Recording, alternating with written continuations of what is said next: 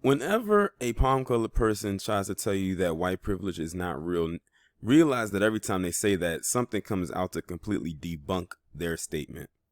And that is the case right here with Adam Zaborowski, where this guy got into an actual shootout with the police because he did not want to wear a mask. In the last week, I have done now about to be 3 stories. First one was the one with Trader Joe's in New York, where those 2 guys got into it with the employees right before they was about to close because they didn't want to wear a mask. Then you had the black guy down in New Orleans who shot at some employees because he didn't want to wear a mask. And now you have this one right here where this guy got in a whole shootout with police because of the same thing. But what makes his interesting is that he got into it with the cops and he's still alive. I'm going to go ahead and read this article. And if you watch Willie D, you probably would have already heard about this story because I think he talked about this. A man arrested over the weekend for opening fire on 7 police officers and striking one in Pennsylvania was getting stretched too tight as a result of the virus pandemic and other personal struggles, his attorney claimed. Now, listen to the reasoning that they're giving. That's going to be the excuse they're going to use for all these palm-colored people who are a little bit trigger happy when they get into these shootouts with the police, that they were too stressed dealing with the virus. It's always an excuse for them. Adam Zaborowski just wasn't dealing well with the loss of his job, the loss of his child, just not handling the pandemic well, his attorney John Waldron told LehighValleyLive.com. Let's say, for instance, he was going through all of that. That could not work for a black man. It wouldn't work. Let's just be real here. He added that Zaborowski, who recently lost custody of his child, will likely be undergoing tests to see exactly what was going on in his life to have him react this way. Look at that. He gets tests, y'all. He doesn't get a bullet to the dome or to the torso or put into a chokehold. He gets tests done. It's funny. The only time black people get a test is when they want to do a study every time the topic of reparations come up. Police from Bethlehem Township in Northampton County were trying to serve a warrant with Saturday morning on alleged 35-year-old Zaborowski in Slatington. But he jumped into a pickup truck and fled, Lehigh Valley District Attorney Jim Martin told the Allentown Morning Call. When police tried to pull him over, Zaborowski, who had an AK-47 and a pistol, left the truck and opened fire on police officers, according to Martin.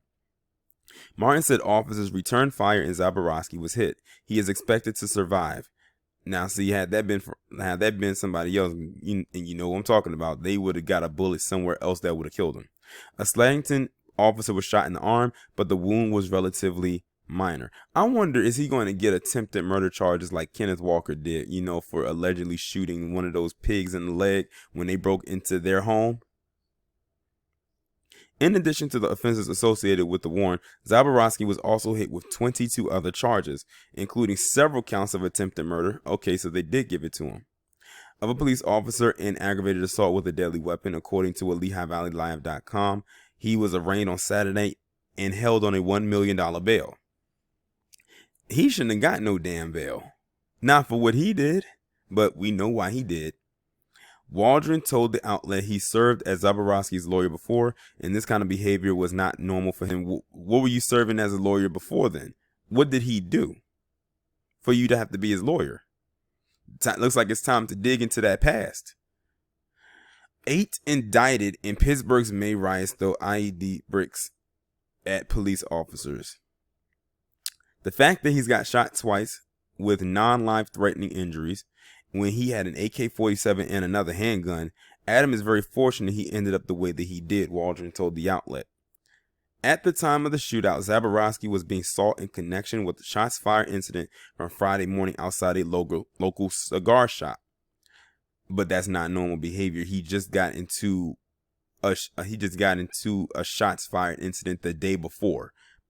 Looks like it's starting to take on normal behavior, if you ask me, because look at what happened the very next day. Police said he entered the store without a mask, and when he was told he needed one, he became irate, grabbed 2 cigars from a shelf, and exited the store without paying. So now he's a thief. A staff member followed him outside, and police alleged that Zaborowski fired a handgun into the air and then twice at the staff member. A patron was sitting behind the store employee, but no one was injured. Oh, so because no one dies, that means he gets to live. But let that have been a black guy, all they have to do is see his cell phone and assume that it's a gun, and pop, he's gone. But this is that palm-colored privilege that we keep talking about. But people claim that it's not a real thing, and we know who those people are. Now, I would like to see all those outlets that love to talk about Chicago all the time talk about this, but they're not. They barely talked about what happened in Florida with those 3 individuals who killed those 3 guys who was going fishing. Notice you don't really hear about that anymore, and that just happened like last week. Now, I know if they're not going to talk about that, I know they're not going to talk about this, because that goes against their narrative. And I know they're not going to talk about the guy that just recently slapped that woman, yelling he's a Trump supporter and all this other racist stuff that came out of his mouth, also while exposing themselves to children.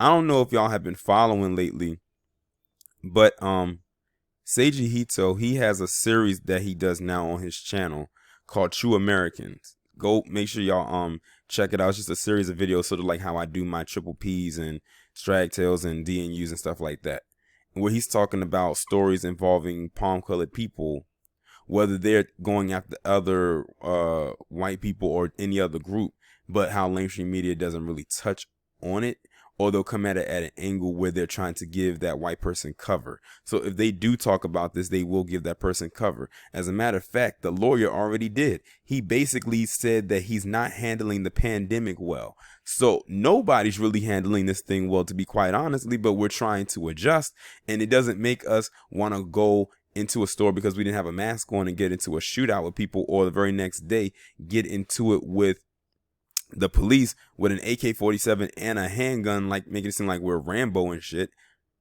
And the only reason, like I said, he's lucky is because look at his complexion. Look at what he identifies as. And his last name, I know, is a ski. So I wonder if he's a part of the J community. I always tell you, those skis, those Steens and them Steins and them Bergs, I always got a question. It's always in a name. So I wonder if he is a part of that. And based on like where he's from, where this happened at, I think it's a lot of J people who live in that area. He almost kind of looks like them too, like, you know, in a way. You know, that some of them got that look.